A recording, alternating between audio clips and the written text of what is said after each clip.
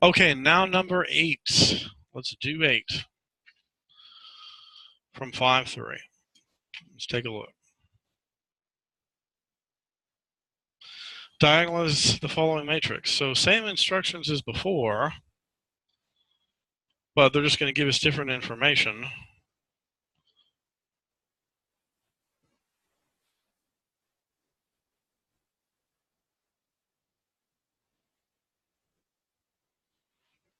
Okay.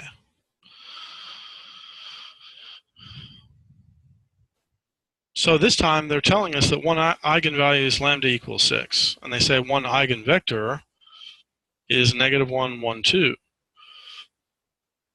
Now notice that they didn't say that this is the eigenvalue associated with this eigenvector, so we're not supposed to assume that.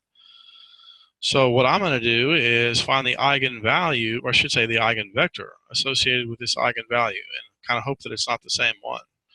And I suspect we might even get 2 eigenvectors for this eigenvalue. That'd give us 3 total, which would be nice. Okay, so let's try to find the eigenvector associated with 6. So remember, on these kind of problems, we always want to put this equation or the system in this form.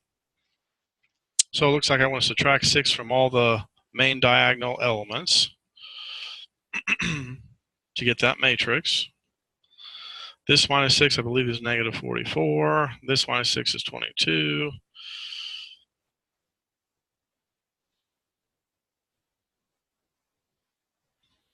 And all the other elements are the same. Okay. And let's go ahead and make that last column a column of zeros, since the right-hand sides of the equations are all 0, as usual. Now calculator. And let's see what happens.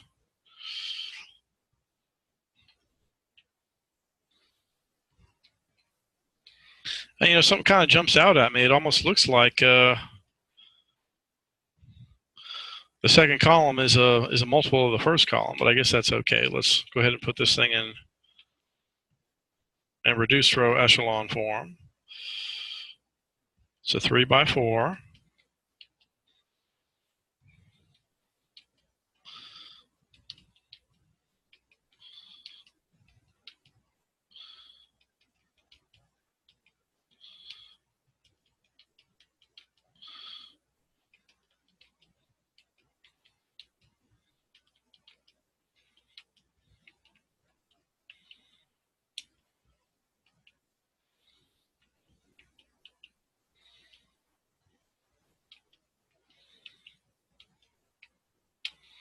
All right, so here's my reduced echelon form.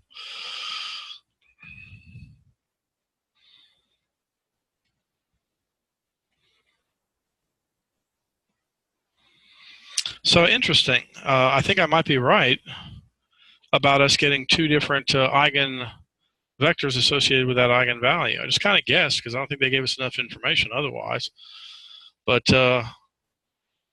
notice we just have 1 pivot column. So we have 1 basic variable and 2 free variables. So we only have 1 equation that looks like x1 equals -4x2 plus x3. If you bring those over to the right-hand side, okay? So our general solution looks like this. We are going to get 2 eigenvectors from this, which is what I guessed. So coefficients of x2 are -4, 1, 0.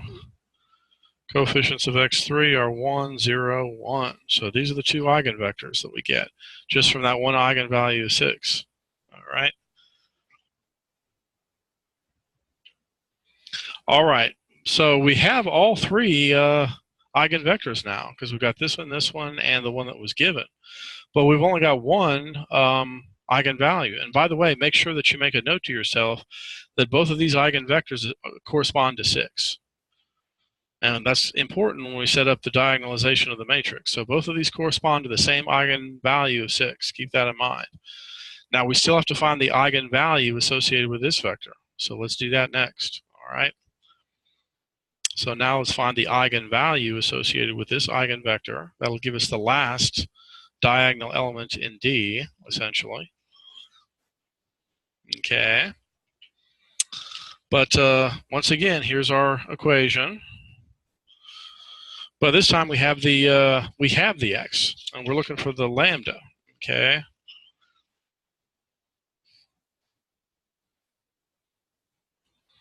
So let's plug in what we know.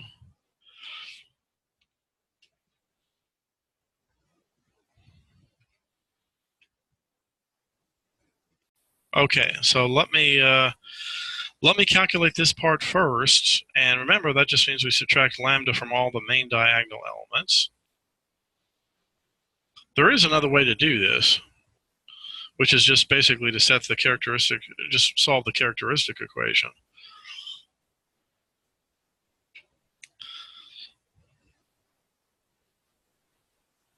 But I guess we could do it this way too.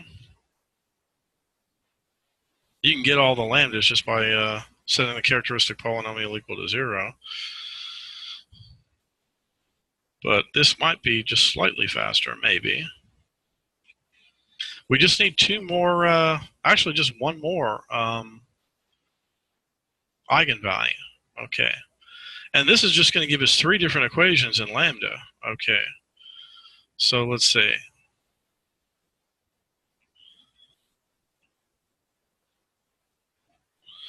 Let's see what the first one gives us.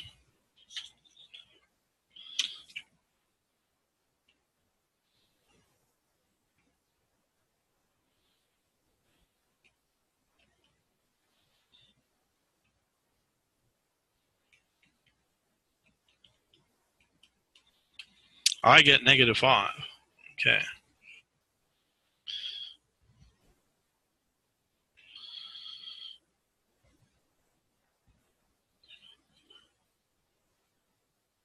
All right.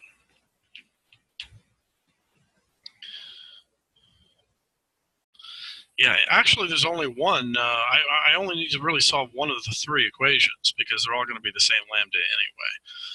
So it looks like my last eigenvalue is -5. Okay. So let's just summarize. For lambda equals -5, there's my eigenvector. And for lambda equals 6, remember we had 2 of them. Okay. And they were these. -4, 1, 0, and 1, 0, 1. All right. So we should be able to diagonalize this thing now. And I'm just going to write this as A, the original matrix, so I don't have to redo it write all the numbers. But this is the diagonalization. And remember, the P consists of all the linearly independent eigenvectors.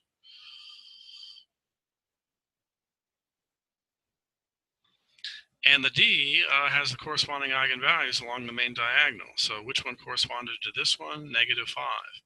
And the other 2 corresponded to 6. All right. And just to be complete, I'm going to go ahead and find the inverse of this thing and write that as P inverse. And that'll give us the diagonalization. I'm just going to use a calculator.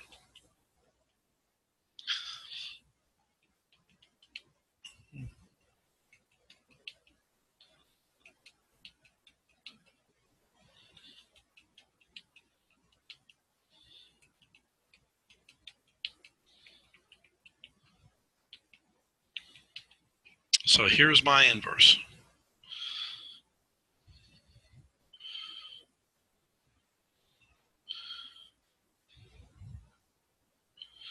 So that is the diagonalization of the given matrix. We were able to do it. By the way, we could have, like I said before, we could have really found that last eigenvalue just by setting the characteristic polynomial equal to 0. So even if they don't give you any of them, you can still find all of them just by setting the characteristic polynomial equal to 0. I just did it a slightly different way.